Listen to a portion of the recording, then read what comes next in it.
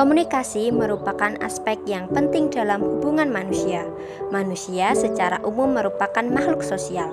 Artinya, manusia tidak dapat hidup secara individual. Dengan kata lain, komunikasi berfungsi sebagai arus informasi timbal balik dari seorang individu ke individu lainnya. Dengan adanya komunikasi, maka akan memudahkan hubungan tersebut. Dalam berkomunikasi perlu adanya etika. Assalamualaikum warahmatullahi wabarakatuh. Halo, perkenalkan saya Jan Alia Nabila dengan NIM H04222058 dari Prodi Penyuluhan dan Komunikasi Pertanian. Di video ini saya akan membahas tentang etika berkomunikasi. Selamat menonton. Kita sebagai makhluk sosial tentu paham bahwa etika termasuk hal mendasar dalam kehidupan manusia, terutama sebagai orang Indonesia yang sejak kecil sudah diajari adab, sopan santun, tata krama, dan adat kebiasaan.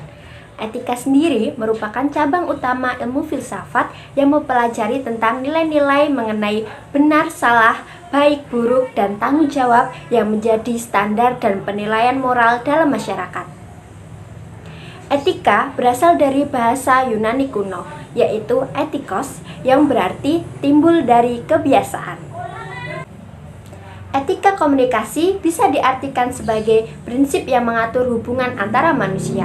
Etika komunikasi juga dapat diartikan sebagai norma, nilai, dan tingkah laku dalam menjalin komunikasi. Penggunaan etika dalam berkomunikasi bertujuan untuk menyampaikan informasi yang tepat, membangun relasi yang baik, sebagai bentuk sopan santun dan bagian dari rasa saling menghormati serta saling menghargai orang lain. Beberapa etika dalam berkomunikasi sehari-hari antara lain berbahasa yang baik, ramah dan sopan, menggunakan panggilan atau sebutan orang yang baik, bertingkah laku yang baik atau ramah, menggunakan volume, nada, intonasi suara, serta kecepatan bicara yang baik, menggunakan komunikasi nonverbal yang baik sesuai budaya yang berlaku seperti berjabat tangan, merunduk, hormat, dan menerima segala perbedaan pendapat.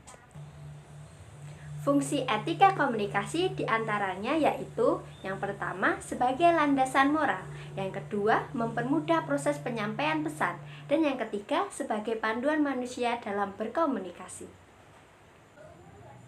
Selanjutnya, hal yang perlu diperhatikan dalam etika berkomunikasi diantaranya yang pertama fokus pada lawan bicara, yang kedua fokus pada masalah, yang ketiga tidak menyela pembicaraan, dan yang keempat saling menghargai. Dari hal yang perlu diperhatikan dalam etika berkomunikasi, tentu ada pula hal yang perlu dihindari dalam etika berkomunikasi. Di antaranya yaitu yang pertama, penggunaan kalimat informal pada orang yang belum kenal. Yang kedua, berbicara sambil melakukan aktivitas lain. Yang ketiga, terlalu banyak basa-basi. Dan yang keempat, berbicara dengan nada kasar. Di zaman modern seperti saat ini, untuk berkomunikasi tidak harus bertatap langsung dengan lawan bicara.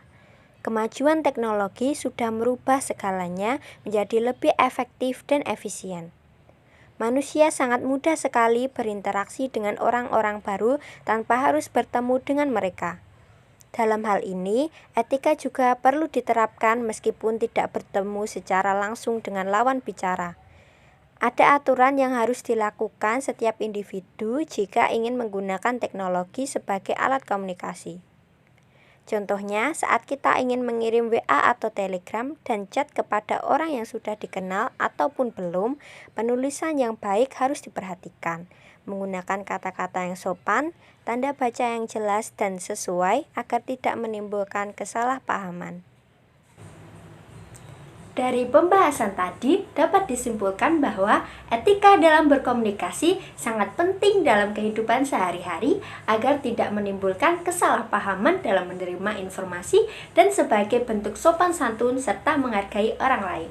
Oleh karena itu, marilah kita terapkan etika dalam berkomunikasi dengan siapapun lawan bicara kita agar dapat saling menghargai dan saling menghormati satu sama lain. Sekian video tentang etika berkomunikasi yang dapat saya sampaikan. Semoga video ini dapat bermanfaat. Jika ada kekurangan mohon dimaafkan. Wassalamualaikum warahmatullahi wabarakatuh.